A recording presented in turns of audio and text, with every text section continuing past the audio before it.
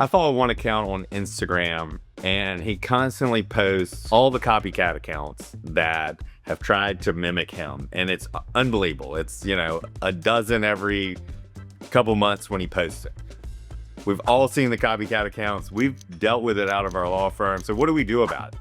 This is one of the two legal mistakes that I see creators make, and it's failing to protect your IP. So how do we prevent this? Well, we can't prevent someone from trying to copycat it, but what you can do is make sure that you own the name that you are using. So we do this by searching the uspto.gov and make sure that your name's available. And then you need to take that next step and get the trademark. So why is this important? This is important because if you're on Instagram or YouTube or anywhere else and you're saying, hey, this person's copying me, if you take them a registered trademark, you can show them your registration number. You say, hey, I'm the real version.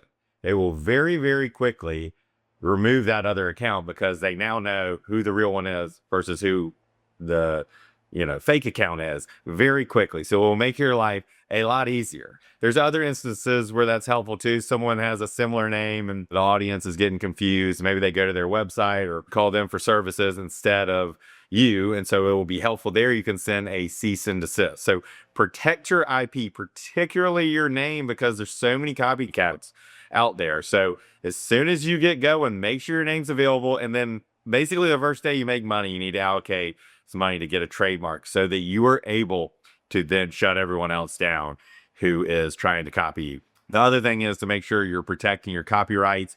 You can go on our draftedlegal.com website to see the proper format. You're just trying to show who the owner is and that it is copyright protected. Put this on your blogs and your emails and that sort of thing. And it will also be very beneficial in the same way as the trademark. But the trademark is a big one because people, that steals your traffic, it steals your income. And so that's one to really get ahead of. All right, creators like to create, don't like to do documents. Who does? Well, lawyers do. And so the second mistake I see creators make, I see disputes all the time where someone's owed $500 or, fighting over, well, you said that this was going to be done by such and such date, or that this was included in the plan. So get an agreement with your clients, please. It spells out everything you're going to do and how much money they're going to pay you. If you use one of Drafted Legal's templates, it will look around the pitfalls and make you answer the questions that you need.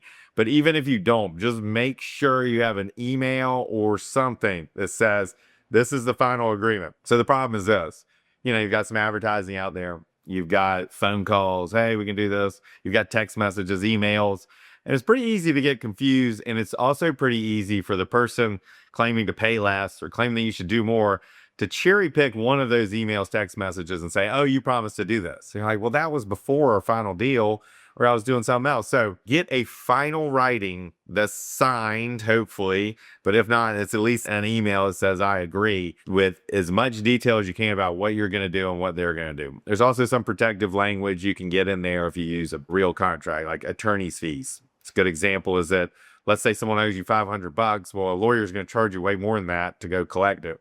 But if you have an attorney's fees clause, you can make the other person pay the attorney's fees. So you can get your $500 and your lawyer fees back. It also usually makes that person go ahead and pay the $500 because you can say, look, pay me $500 now, or you can pay me like 10 grand, a year when this is done. So it's very helpful. And there's a few other clauses in most of the good attorney drafted templates that you'll find. Those are the two main ones, but also it's not getting an LLC. You see a lot of people get the LLC.